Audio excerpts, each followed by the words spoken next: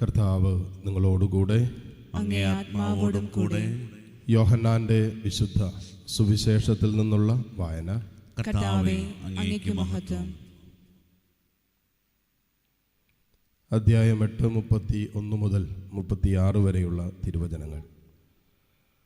അക്കാലത്ത് തന്നിൽ വിശ്വസിച്ച യഹൂദരോട് യേശു പറഞ്ഞു, എൻ്റെ വചനത്തിൽ നിലനിൽക്കുമെങ്കിൽ നിങ്ങൾ യഥാർത്ഥത്തിൽ എൻ്റെ ശിഷ്യരാണ്.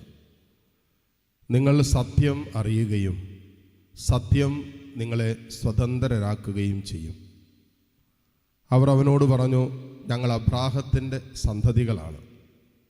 ഞങ്ങൾ ഒരിക്കലും ആരുടെയും അടിമകളായിരുന്നിട്ടില്ല.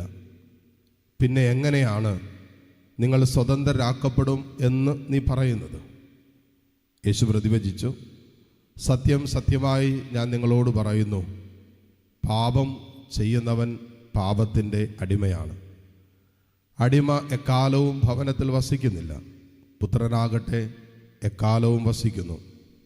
അതുകൊണ്ട് പുത്രൻ നിങ്ങളെ സ്വതന്ത്രരാക്കിയാൽ നിങ്ങൾ യഥാർത്ഥത്തിൽ സ്വതന്ത്രരാകും. കർത്താവിൻ്റെ സുവിശേഷം. ക്രിസ്തുവേ, അങ്ങേക്ക് സ്തുതി.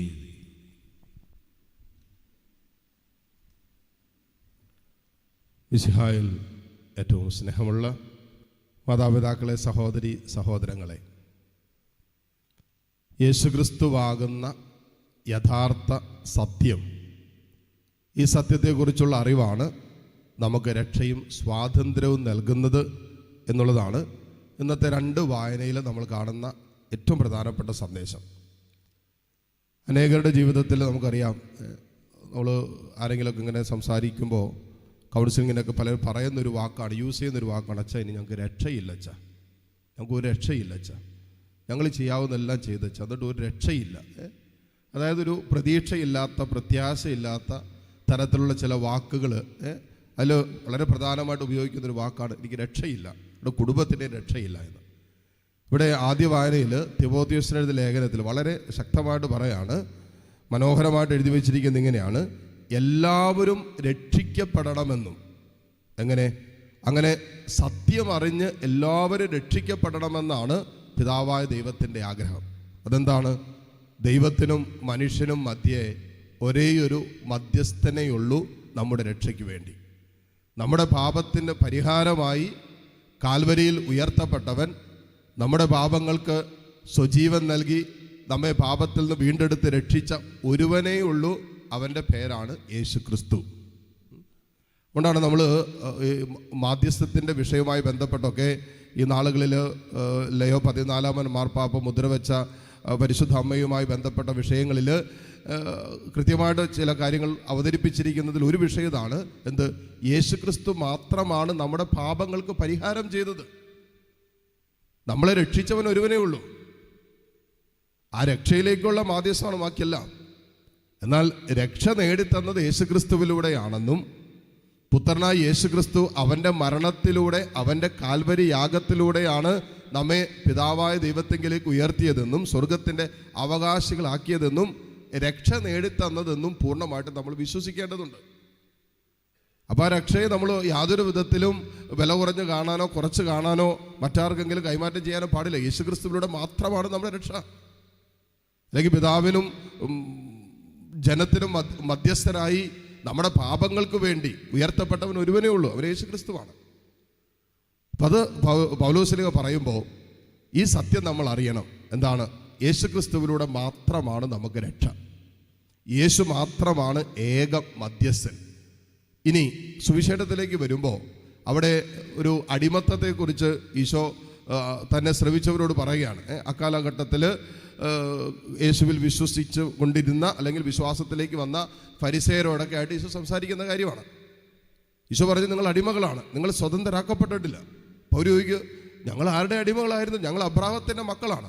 അപ്പോൾ അബ്രാഹത്തിൻ്റെ മക്കൾ സ്വതന്ത്രയുടെ മക്കളാണ്. പൗരോ ഞങ്ങൾ അബ്രാഹത്തിൻ്റെ മക്കളാണ്, ഞങ്ങൾ സ്വതന്ത്രരാണ്. അപ്പോഴാണ് ഈശോ മറ്റൊരു അടിമത്തത്തെക്കുറിച്ച്, അവരന്ന് വരെ ചിന്തിച്ചിട്ടില്ലാത്തൊരു അടിമത്തത്തെക്കുറിച്ച് അവരോട് പറയുന്നത്, ഒരു ആത്മീയ അടിമത്തം, പാപം നമ്മളിൽ കൊണ്ടുവരാൻ സാധ്യതയുള്ള ഒരു അടിമത്തം. ഈശോ പറഞ്ഞു, പാപം ചെയ്യുന്നവൻ പാപത്തിൻ്റെ അടിമയാണ്. ഇപ്പോൾ ശാരീരികമായ അടിമത്തങ്ങൾ, വൈകാരികമായ അടിമത്തങ്ങളൊക്കെ നമുക്കറിയാം.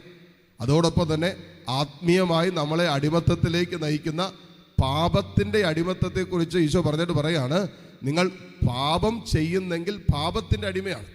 ഇനി ഈ അടിമത്തത്തിൽ നിന്ന് എങ്ങനെ പുറത്തു വരാൻ പറ്റും? ഒരു ആത്മീയ അടിമത്തത്തിൽ നിന്ന് ഒരുവന് പുറത്തു വരാൻ ഏക വഴിയുള്ളൂ, പുത്രൻ നിങ്ങളെ സ്വതന്ത്രരാക്കിയാൽ നിങ്ങൾ യഥാർത്ഥത്തിൽ സ്വതന്ത്രരാണ്.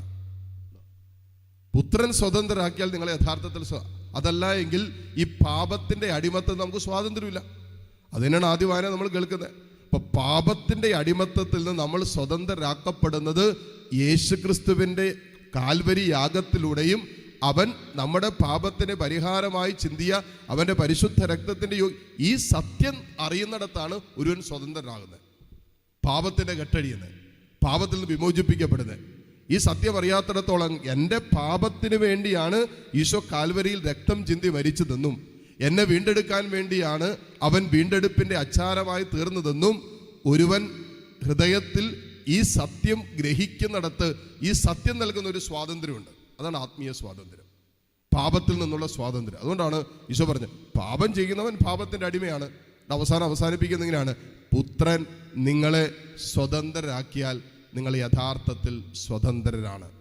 ഈ സ്വാതന്ത്ര്യമാണ് യഥാർത്ഥത്തിൽ ആത്മീയ മനുഷ്യ ദൈവമക്കളായി നമ്മൾ അനുഭവിക്കാൻ ദൈവം ആഗ്രഹിക്കുന്നത്. പാപത്തിൻ്റെ അടിമത്തത്തിൽ നിന്ന് വിമോചിതരായി ദൈവസ്നേഹത്തിൻ്റെ വലയത്തിൽ നിരന്തരം ജീവിക്കുവാനും, അങ്ങനെ ഇന്ന് പ്രതിവചന സങ്കീർത്തനത്തിൽ നമുക്ക് കേട്ടതുപോലെ ആ യേശുവിനോടുള്ള ബന്ധത്തിൽ, ദൈവത്തോടുള്ള ബന്ധത്തിൽ നമ്മൾ അനുഭവിക്കുന്ന ഒരു സുരക്ഷിതത്വവും സമാധാനവും സന്തോഷമുണ്ട്. അതനുഭവിച്ച് ജീവിക്കണമെന്നാണ് ഇന്നത്തെ വായന നമ്മൾ ഓർമ്മപ്പെടുത്തുന്നത്. അതുകൊണ്ട് നമ്മുടെ വിശ്വാസത്തിൻ്റെ കാതലാണ് ഇന്നത്തെ വായനകളുടെ പ്രഖ്യാപനം. യേശു മാത്രമാണ് ഏക രക്ഷകൻ. യേശുവിലൂടെ മാത്രമാണ് നമ്മുടെ രക്ഷ. യേശുവല്ലാതെ മറ്റാരും നമ്മുടെ പാപങ്ങൾക്ക് പരിഹാരമായി, നമ്മുടെ പാപത്തിൻ്റെ വീണ്ടെടുപ്പിന് വേണ്ടി വില കൊടുത്തിട്ടില്ല എന്നും രക്തം ചിന്തിയിട്ടില്ല എന്നും തിരിച്ചറിയുന്ന യഥാർത്ഥമായ നിത്യസത്യം തരുന്ന രക്ഷയുടെയും സ്വാതന്ത്ര്യത്തിൻ്റെ അനുഭവമുണ്ട്. ഈ അനുഭവത്തിൽ ജീവിക്കാൻ പരിശുദ്ധാത്മാവ് നമ്മെ സഹായിക്കട്ടെ. ഉള്ള കൃപയ്ക്കായി ഈ ബലിയിലൂടെ പ്രാർത്ഥിക്കുകയും ചെയ്യാം. ആമേൻ.